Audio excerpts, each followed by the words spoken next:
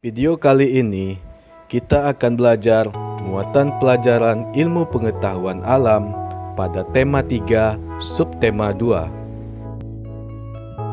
Mengidentifikasi rangkaian listrik paralel. Rangkaian paralel adalah rangkaian listrik di mana alat-alat listriknya tersusun bercabang. Pada rangkaian paralel, jika aliran listrik ke salah satu alat listrik diputus, alat listrik yang lain belum tentu ikut padam. Contoh, instalasi listrik di rumah atau gedung perkantoran. Pada rangkaian paralel, masing-masing lampu memiliki konduktor yang terhubung pada sumber energi listrik. Jadi, lampu akan tetap menyala meskipun ada lampu yang padam. Perhatikan gambar rangkaian paralel di samping. Pada rangkaian tersebut, lampu L1 dan L2 dipasang secara paralel atau membentuk cabang. Jika lampu L1 padam, lampu L2 akan tetap menyala karena aliran listrik dari baterai dapat melewati cabang kabel yang lain. Selanjutnya, membuat rangkaian listrik paralel. Aliran listrik yang melewati setiap cabang pada rangkaian paralel adalah sama. Jika salah satu lampu pada rangkaian listrik paralel padam, lampu lainnya tidak ikut padam. Rangkaian listrik paralel dimanfaatkan pada lampu lalu lintas. Perhatikan bagan rangkaian paralel sederhana pada gambar di samping. Jika lampu L1 adalah lampu merah dan L2 adalah lampu kuning dan L3 adalah lampu hijau, setiap lampu dapat menyala sendiri-sendiri karena berada di percabangan yang berbeda. Mengidentifikasi kalimat efektif dalam teks eksplanasi. Kalimat efektif adalah kalimat yang disusun dengan memperhatikan pedoman umum ejaan bahasa Indonesia atau PUEB. Dalam menuliskan kalimat efektif, kamu juga perlu memperhatikan penggunaan kata baku.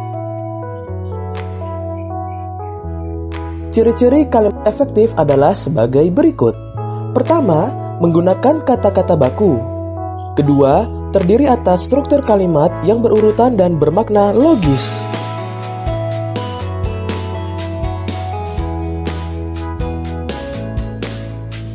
Berikut contoh kalimat efektif.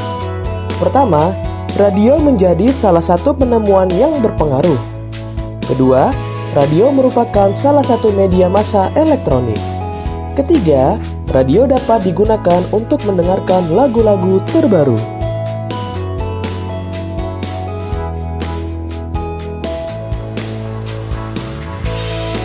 Kalimat efektif tersusun secara sistematis dan mudah dipahami.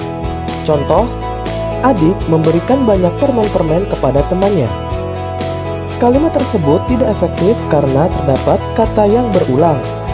Kata permen seharusnya ditulis satu kali, sehingga kalimat akan menjadi kalimat efektif.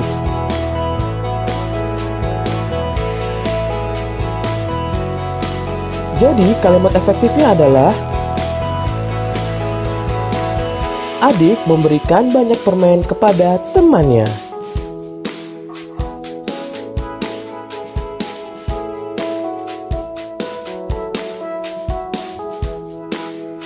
Selanjutnya, menyajikan informasi penting teks eksplanasi dalam bentuk diagram.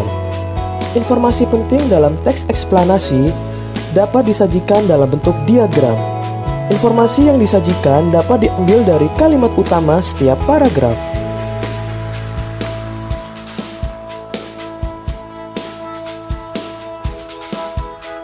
Cara menemukan informasi penting dalam teks eksplanasi dapat menggunakan kata tanya, apa, di mana, kapan, siapa, mengapa, dan bagaimana.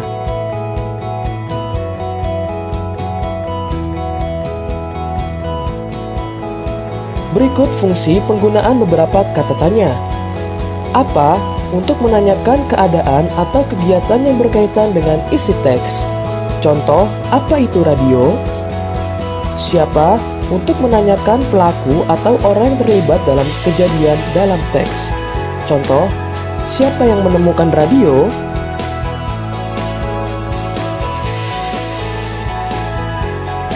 Kapan? Untuk menanyakan waktu terjadinya suatu peristiwa dalam teks. Contoh, kapan radio ditemukan? Di mana? Untuk menanyakan tempat terjadinya suatu peristiwa dalam teks.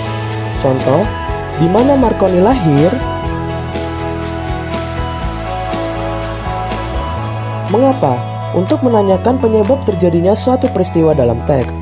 Contoh, mengapa radio diperlukan? Bagaimana? Untuk menanyakan cara atau proses terjadinya suatu peristiwa dalam teks. Contoh, bagaimana cara kerja radio? Selanjutnya, menggunakan kosakata baku untuk menulis kalimat. Kalimat efektif adalah kalimat yang sesuai dengan tata bahasa, baik dari segi ejaan dan tanda bacanya. Kalimat efektif tersusun secara sistematis dan mudah dipahami. Kalimat efektif ditulis menggunakan kata-kata baku. Berikut contoh kata-kata baku. Pada tabel sebelah kiri adalah kata tidak baku yang sering dijumpai. Tabel sebelah kanan adalah kata baku yang seharusnya digunakan.